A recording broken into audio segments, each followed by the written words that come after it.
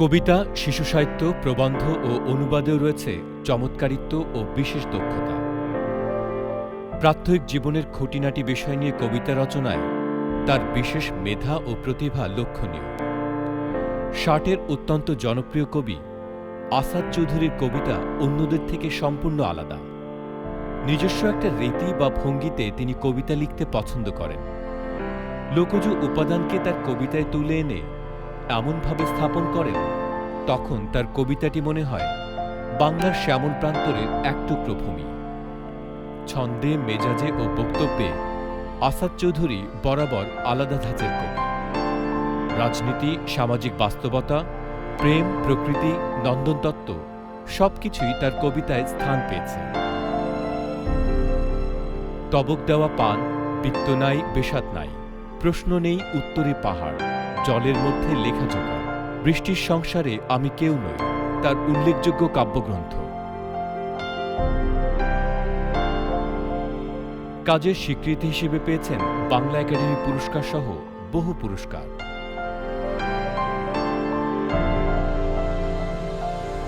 আজ আমাদের শিল্পবাড়ির অতিথি কবি আসাদ চৌধুরী।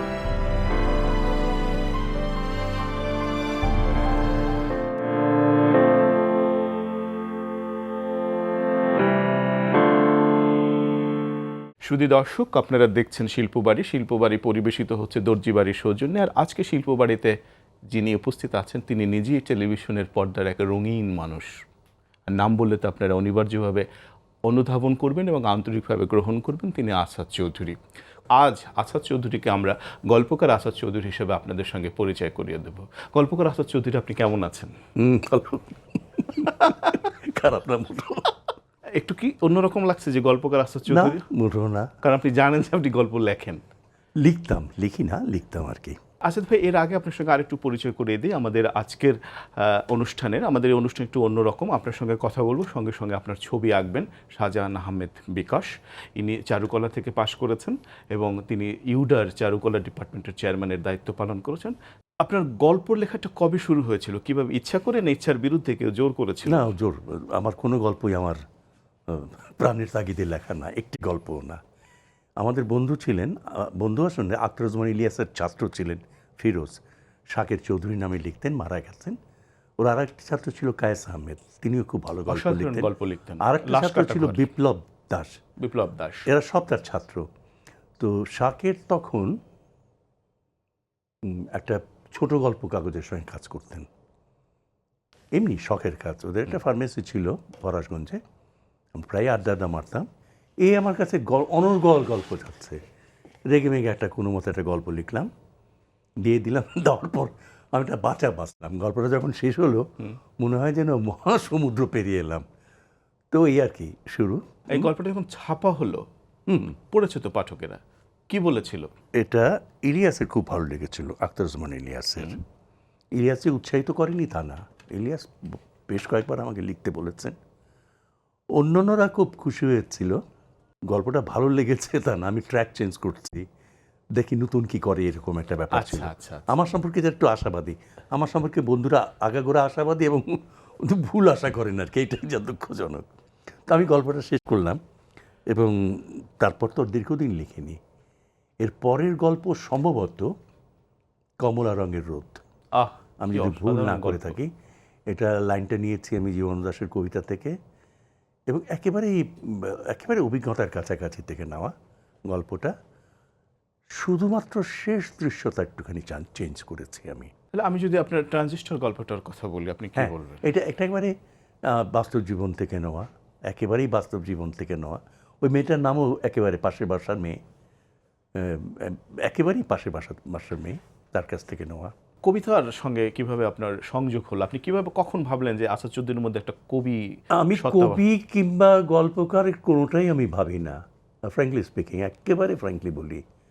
আমি কবিতা লিখেছি। আমাকে আজাদ সুলতান, পুরো মনে আছে, আজাদ সুলতান তখন স্টেডিয়াম একটা দোকান ছিল, বুকস অ্যান্ড ম্যাগাজিন, এটার মালিক ছিলেন খন্দকার মোহাম্মদ ইলিয়াস।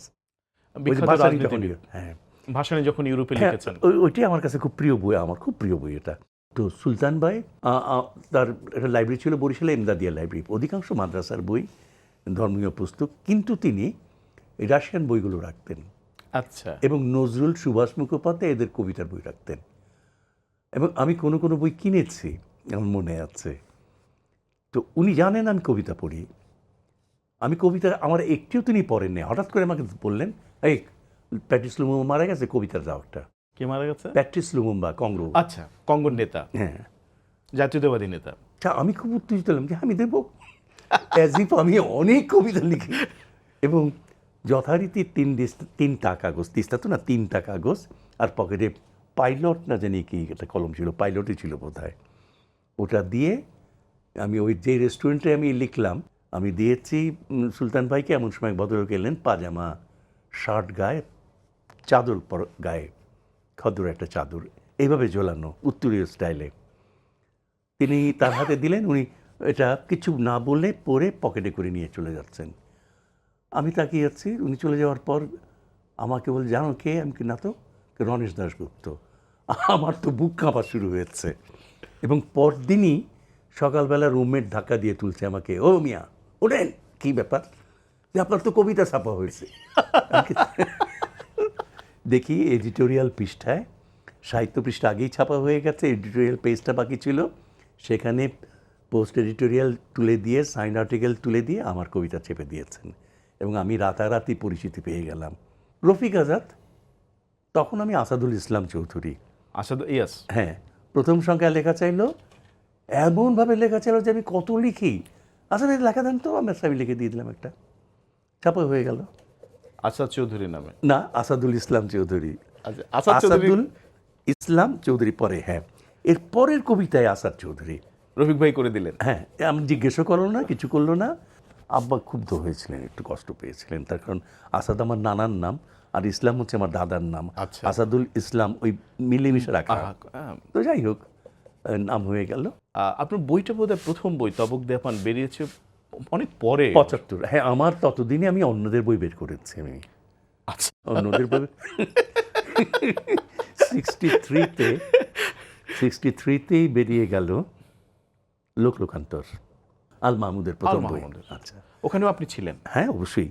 রংরাজ ফেরে না, জ্যোতিপ্রকাশের বই, এটাও আমরা করলাম। গল্পের বই? গল্পের বই, জ্যোতিপ্রকাশ দত্ত। আর আরবি কবিতা আব্দুল সাত্তারের, এটাও আমরা করলাম। আমরা তখন 5 টাকা মাসে জমা দিতাম আচ্ছা, আক্তারের কাছে, মোহাম্মদ আক্তার। আচ্ছা, আর এই সমস্ত সব ক্যাপ্টেন হচ্ছে আমাদের রফিক আজাদ। আচ্ছা। হ্যাঁ, তো আমরা ভাবছিলাম যে আগে প্রকাশকটা দাঁড়িয়ে গেলে তারপর আমরা নিজেদের বইটি করব হয়তো। আমি নিজের বই চিন্তাই করিনি, ফ্র্যাঙ্কলি স্পিকিং। আমি কখনোই চিন্তা করিনি নিজের বই। মান্নানের বই আমি মোহাম্মদ আক্তারের কাছে টাকা পেতাম। আব্দুল মান্নান সৈয়দের বই। তখন রফিক আজাদ ঠিক করলো যে অন্তরঙ্গ দীর্ঘশ্বাস নামে তার একটা কবিতার বই করবে। আমি রাজি হয়ে গেলাম যে ঠিক আছে। তার মোহাম্মদ আক্তার কাছে টাকা আছে, ও টাকা শোধ করতে পারবে না, ললনা প্রেসের দায়িত্বে আছে, কাজেই ওই প্রেস থেকে ছাপ্পো পয়সা দিতে হবে না, বেরিয়ে যাবে। তো জামাল খান বলে আমাদের এক বন্ধু ছিলেন, খুব ব্রিলিয়ান্ট, ওয়েস্ট ইন্ডিজের কোনো একটা ইউনিভার্সিটিতে আছেন অধ্যাপক। তিনি বললেন, রফিককে বললেন, রফিক আমি বরং বইটা বার করি। রফিক বলল, মান্নান তখন পাশে বসা, বলতে তাহলে মান্নানের বই, মান্নান ভাইয়ের বইটা বার করুন। মান্নান সঙ্গে সঙ্গে রাজি হয়ে গেল, বললো আমি তাহলে ম্যানুস্ক্রিপ্ট নিয়ে আসি। সঙ্গে সঙ্গে ম্যানুস্ক্রিপ্ট দিল, আমি দেখিও না ম্যানুস্ক্রিপ্ট, পাবলিশারের কাছে দিয়েছে, ওই প্রেসে দিয়েছে, ছাপা হয়েছে, আমি বইটা এসে ছাপা দেখেছি, দ্যাটস অল, অন্য কোনো কারণ। আচ্ছা, আপনার প্রথম বইটি কিভাবে বেরোলো? সম্ভবত 72তেই, 3 ফার্স্ট উইক হতে পারে। সেই সময় রফিক, মাজহারুল ইসলাম স্যার আমাদের তখন মহাপরিচালক, রফিক কীভাবে পটালেন, রফিক পটালেন যে না, স্যার বললেন যে ঠিক আছে তোমরা 20টা করে একটা কবিতা দাও, তাহলে আমরা বাংলা একাডেমি থেকে মডার্ন পোয়েট্রি এই সিরিজ করব। তো 20টা কবিতা আমার কাছে কোথায় হবে, আমার তো কোনো লেখাই নেই। তখন আমি খুব কৃতজ্ঞ আমার বন্ধুদের কাছে, জুনিয়র বন্ধু, এই হাসান হাফিজ, জাফর ওয়াজেদ, রফিক নওশাদ, মাসুক চৌধুরী আমার ছাত্র, এরা কিভাবে জোগাড় করে আমাকে কবিতাগুলো এনে দিলেন। আরেকটা কবিতা যেটা আমি ভেবেছিলাম এটা বাদ দিয়ে এটা দেব, সেটা তখন উৎসর্গ দিয়ে দিলাম। আচ্ছা। এবং 6 ডিসেম্বর 1975। আপনার একটা কবিতা আছে, একটি মাত্র আশা। একটি মাত্র আশায় আপনি এক শানকি ভাত চেয়েছেন, একটু ছাদ চেয়েছেন, একটু ওষুধ চেয়েছেন। আসলে প্রকৃতপক্ষে আপনার আশাটা কি? এইটার উত্তরটা নেব একটু বিরতি থেকে আসি। একটা সামান্য বিরতিতে যাচ্ছি, ফিরছি একটু পরেই। থাকুন আমাদের সঙ্গে, আসাদ চৌধুরীর সঙ্গে।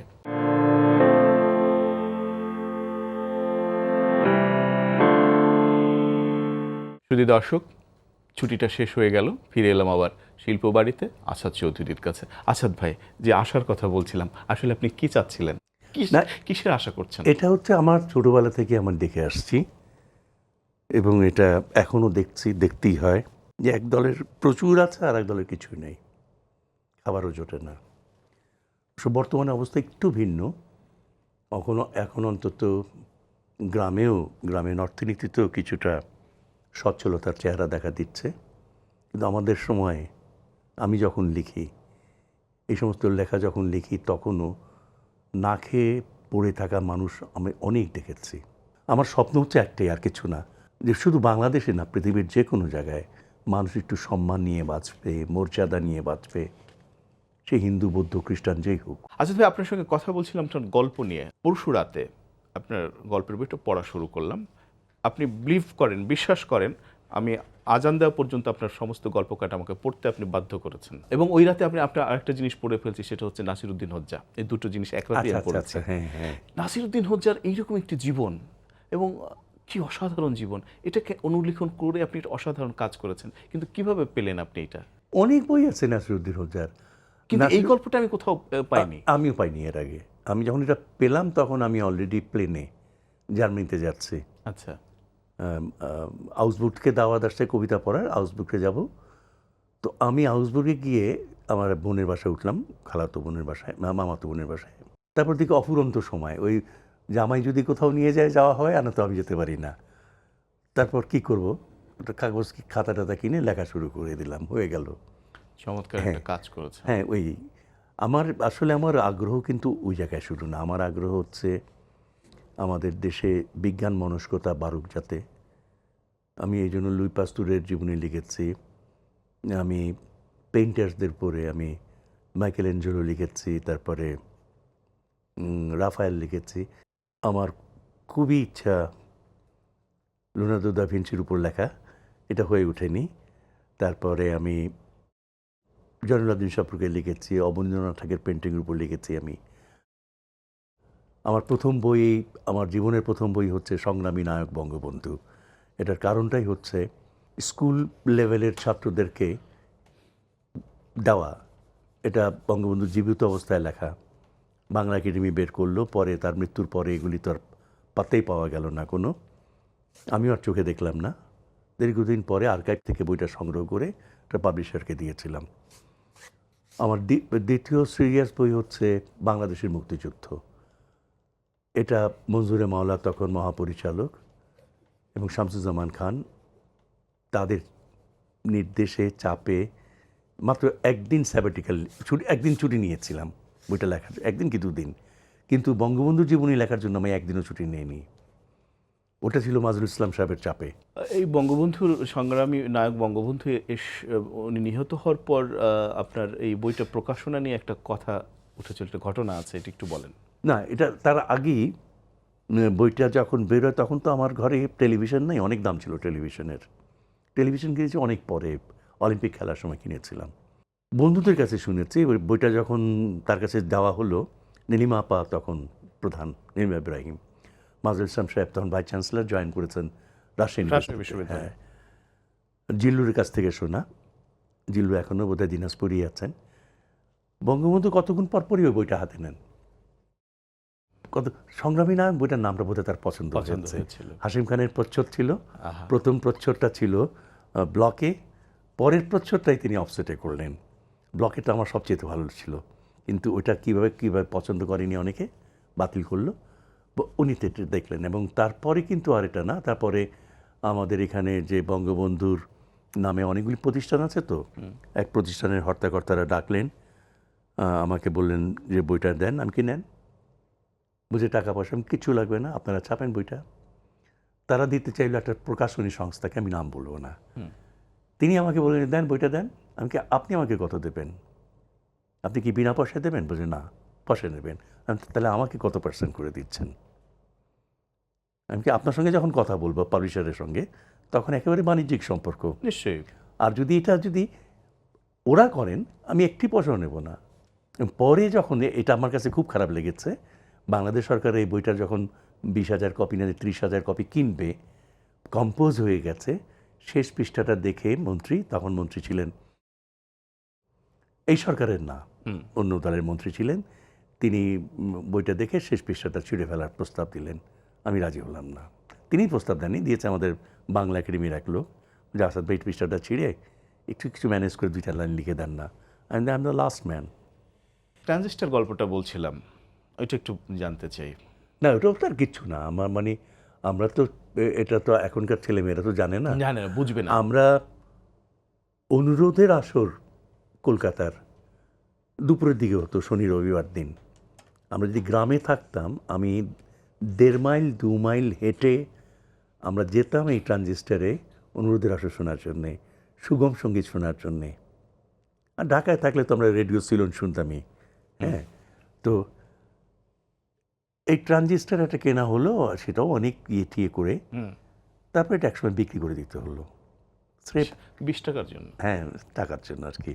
এবং স্বামী স্ত্রী যে কি চমৎকারভাবে একে অপরকে স্যাক্রিফাইস করলেন, যদি একটু বিষয় লেগেছে যে প্রেম, ভালোবাসার সম্পর্ক, আদান প্রদান, বোঝাপড়াটা। হ্যাঁ, বোঝাপড়া শব্দটা খুব সুন্দর ব্যবহার করেছো, আমি পছন্দ করলাম এটা। হ্যাঁ, আমাদের মধ্যে এই বোঝাপড়াটা খুব ভালো আছে। শাহজাহান আহমেদ বিকাশের কাছে যাব, তিনি আপনার ছবিটা কতটুকু এঁকেছেন সেটা একটু বিকাশ ভাইয়ের কাছেই শুনতে চাই। বিকাশ ভাই যদি একটু বলেন আসাদ ভাইকে। আপনার ছবিটা দেখবে শেষের দিকে খুবই অল্পই আঁকা হয়েছে, কারণ আসাদ ভাইয়ের মতো এত শিল্পিত মনের, এত সুন্দর মনের একজন মানুষ, তাকে এই অল্প পরিসরে তুলে ধরা খুবই অসম্ভব ব্যাপার। তবুও একটা মুহূর্ত আমি হয়তো ধরার চেষ্টা করেছি, কতটুকু আসবে আমি জানি না। তবে এখানে আমরা আসাদ ভাইকে বাহ্যিকভাবে যতটুকু দেখছি, তার বাইরের যে রূপ আমি সেটা অতটা দেখিনি। আমি তার কথা শুনছি এবং তার ভিতরের যে মানুষটি সেটাকে নিয়ে একটু চিন্তা করার চেষ্টা করছিলাম, ওইটাই আমি তুলে ধরার চেষ্টা করছি। না, কিন্তু আমি দেখতে পাচ্ছি মোটামুটি আসাদ ভাই আপনার রেখায়, আপনার ক্যানভাসে মোটামুটি ফুটে উঠেছেন। আসাদ ভাই যখন দেখবেন তখন বিকাশকে বলতে ইচ্ছে করে, আমার ছবি এঁকেছেন, তার মধ্যে 4 জন খুবই বিখ্যাত। একজন SM সুলতান, এই গল্পগুলি শুনলেন না মন খারাপ করে ফেলবেন। আরেকজন কাইয়ুম চৌধুরী, আরেকজন সৈয়দ লুৎফুল হক, এবং আরেকজন তাইয়েমজি না যেন কি একটা, ইরান থেকে এসেছিলেন, বিয়েনালে যে হয় বিয়েনালে এসেছিলেন। তো SM সুলতানের সঙ্গে যখন কথা হচ্ছে, সুলতান তখন বলছিলেন, ওই ভদ্রলোক আমাকে আবার দাঁড়িয়ে দাঁড়িয়ে আমার বইতে করলেন। দুর্ভাগ্য একটা ছবি আমার কাছে নেই। আসাদ ভাই, আপনি প্রচুর অনুবাদ করেছেন। এই অনুবাদ তো একটা দুরূহ ব্যাপার, একটা ভাষা থেকে আরেকটি ভাষায়, সেটা তো নিয়ম লাইন মেনটেন করে হয় না, একটা অনুভবের ভেতর থেকে অনুবাদটা করতে হয়। এবং অনুবাদটা আপনি কেউ কি করতে বলেছিলেন, আপনার অনুপ্রেরণা থেকে, আপনার ভালো লাগা থেকে আপনি করেছেন? আপনার এই উত্তরটা নেব, আমি একটা বিরতি থেকে আসছি। শুধু দর্শক, যাচ্ছি একটা ছোট্ট বিরতিতে, ফিরছি একটু পরেই। সঙ্গে আছে আসাদ চৌধুরী, থাকুন আপনারাও আমাদের সঙ্গে।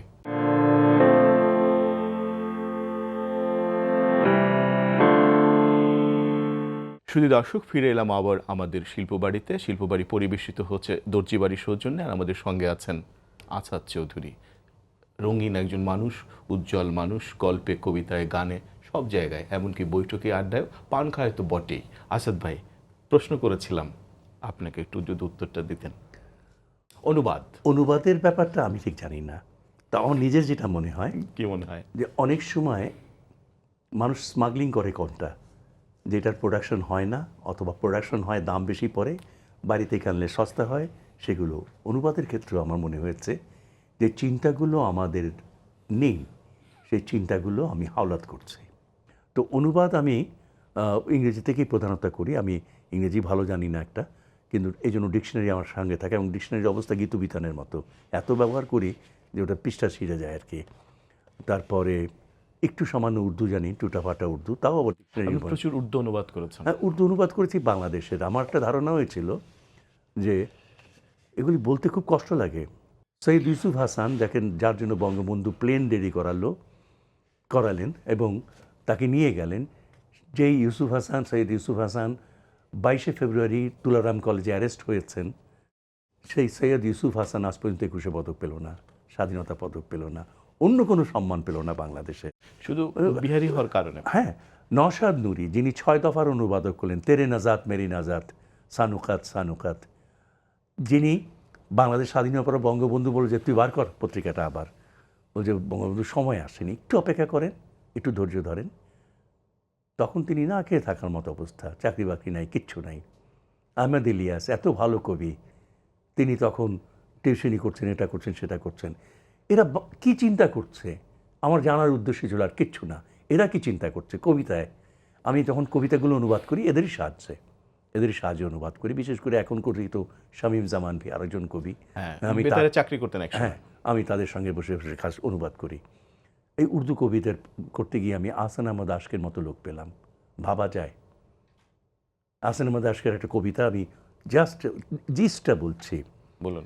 জন্মভূমি সকলের স্বদেশ হয় না, জন্মভূমি কি গেঞ্জি, রুমাল, মোজা ইচ্ছে হলো আর পাল্টে নিলাম। আহা, এই আইডেন্টিটি ক্রাইসিস মাহমুদ দরবেশের, ফাদুয়া তুকান, সালিম জুবরান, আমি তো প্যালেস্টাইনি কবিতাও করেছে, প্রচুর প্যালেস্টাইনি কবিতা করেছে। ওদের যে আইডেন্টিটি ক্রাইসিস আর এর আইডেন্টিটি ক্রাইসিসের মধ্যে আসমান জমিন পার্থক্য। কাজে আমি উর্দু অনুবাদ করেছি, হিন্দি থেকে অনুবাদ করেছি, অরুদ্র করেছি, অমৃতা প্রীতম করেছি, আমি আরও কিছু কিছু করেছি। হিন্দি কেউ পড়ে দেয়, আমি কিছু কিছু পড়তে পারতাম। 71-এ ওই সিনেমার কাটি পাতাং, হাতিমেরা সাথী, এগুলির পোস্টার দেখতে দেখতে কিছুটা বর্ণমালা আমার জানা আছে। পোস্টার থেকে বর্ণমালা আর কি করা যায়, হাতে অফুরন্ত সময়। কাজে আমি কিছু কিছু পারি আর কি। তো অনুবাদের ক্ষেত্রে আমার প্রধান ইয়েই ছিল এগুলো, আর কিছু না। শিশুদের জন্য আপনি প্রচুর লিখেছেন। হ্যাঁ, তা লিখেছি। এবং মজার ব্যাপার হচ্ছে এই যে আপনি এত কিছু লিখেছেন, এত অনুবাদ করেছেন, লিখেছেন, সেটা ভেদ করে কবি আচার চৌধুরী কবি সত্তাটা আপনার তীব্রভাবে প্রকাশিত, বিকশিত এবং মানুষের কাছে তীব্রভাবে গ্রহণযোগ্যও বটে। আপনি কি বলেন আপনার? এটাকে আমি তো মাঝে মাঝে খুব রেগে যাই। আমাকে এমনকি টেলিভিশনে আমি যে অনুষ্ঠানগুলো করি, নিচে লেখা থাকে কবি আচার চৌধুরী। জি, আমি বহুবার মনে করিয়ে দিই যে এই কবি শব্দটা আসাদ আমার আকিকার সময় ছিল, কিন্তু কবি তো আমার আকিকার সময় ছিল না। বাংলা একাডেমিতে কিভাবে প্রবেশ করলেন? আমার এক কাজিন আছে, মামাতো ভাই সৈয়দ আসাদ চৌধুরী। ও আমার স্ত্রীর কাছে একটা অবজারভারে বোধহয় বেরিয়েছিল, মনে পড়ছে, একটা কেটে কাটিংটা দিয়েছে। কী ব্যাপার, যে আমি তখনও ঢাকায় নেই, যে অ্যাপ্লাই করুক। আমার স্ত্রী পাঠায় যে করো, অ্যাপ্লাই করো, অ্যাপ্লাই করো, অ্যাপ্লাই করো। তা আমি করলাম একবার এক সময়, এবং যখন ডাকলো বাংলা একাডেমিতে আমি গেলাম। কত সালে? এটা 73 73 সনে। আমি তখন অলরেডি, আমাকে যখন ডাকে তখন আমি জনপদ পত্রিকায় আছি গাফার ভাইয়ের সঙ্গে। আচ্ছা, সেখানে কামাল লোহানি, এখলাসউদ্দিন আহমেদ, অসাধারণ শিশু সাহিত্য, এরা সব মানে আমার সহকর্মী, বলতে ভালো লাগছে এটা। আবুল হাসান, আমরা সব একত্রে কাজ করেছি। রাজা আসে রাজা যায়। হ্যাঁ, তুলনা হয় না। বাংলা একাডেমিতে কিভাবে ঢুকলেন? তো অ্যাপ্লাই করলাম, আমাকে ডাকলো। তারপরে রফিক স্যার বেরিয়ে যাচ্ছেন, তার আগে কার ইন্টারভিউ নিয়েছেন, রফিক স্যার চলে গেছেন। রফিকুল ইসলাম স্যার আমার সরাসরি শিক্ষক, খুব কৃতজ্ঞ আমি স্যারদের কাছে। তো স্যার চলে যাচ্ছেন, তো স্যার যাওয়ার সময় শুধু বললেন আসাদ আসছে, ওকে রেখে দিয়েন বলে আর চলে গেলেন। আমার সার্টিফিকেট যদি বলে তো এই একটা মাত্র সার্টিফিকেট, আর কোনো সার্টিফিকেট নাই। আসাদ ভাই, আমাদের এই অনুষ্ঠানে আপনার সম্পর্কে অনুজ কবি ডক্টর তপন বাগচি কি বলছেন আমরা একটু দেখে আসি, আচ্ছা। জেনে আসি। 40-এর দশকে আমাদের কবিতায় যেভাবে আধুনিকতার পথ খুঁজে পেয়েছিল, 50-এ তার বিস্তার এবং 60-এর দশকেই তার প্রকৃত সমৃদ্ধি। সেই সমৃদ্ধ যাত্রায় আচার চৌধুরী বরিশালের উলানিয়া থেকে চলে এসেছিলেন ঢাকায় কবিতার ডালি নিয়ে। স্বাধীনতোত্তর বাংলাদেশে তার প্রথম কবিতার বই প্রকাশিত হলেও তিনি 60-এর দশকের কবিদের একজন শীর্ষস্থানীয়। বাংলাদেশের সাহিত্য সংস্কৃতির এমন কোনো এলাকা নেই যেখানে আচার চৌধুরীর অবদানে সমৃদ্ধ হয়নি। এই আচার চৌধুরী বাংলাদেশের কবিতা তো বটেই, বাংলা ভাষার একজন শীর্ষস্থানীয় কবি হিসাবে আমাদের কাছে নমস্য হয়ে থাকবেন। চমৎকার বললেন আপনার সম্পর্কে। প্রবাসে সুরিত গল্পটার নাম, এটা কতটা সত্য? এটা সবটাই সত্য, একটা বর্ণ মিথ্যা না এখানে। আমার শুধু বিশ্বাস লেখকের নাম ওখানে আছে সত্যজিৎ বন্দ্যোপাধ্যায়, জি, ওর নাম হচ্ছে বাসবজিৎ বন্দ্যোপাধ্যায়। শিশুদের জন্য প্রচুর লিখেছেন, এর মধ্যে কোনটা আপনার প্রিয়? সাহিত্যের এই বিচিত্র কাজের ভিতর থেকে আপনি কোন সত্তাটাকে বেছে নেবেন? আমার বোধ হয় আমার রুচি সম্পর্কে বন্ধুরা তো সবসময় হতাশা ব্যক্ত করে, এক্ষেত্রে আমারও বোধহয় হতাশা হবে। আমি মনে করি ছোট্ট রাজপুত্র বইটা বোধহয় অসাধারণ, চমৎকার। আমার নিজের ধারণা। বিকাশ ভাই, এখন আমরা শেষ প্রান্তে এসে পৌঁছেছি এই টানেলের। আপনি কি ছবিটা একটু দেখাবেন আসাদ ভাইকে?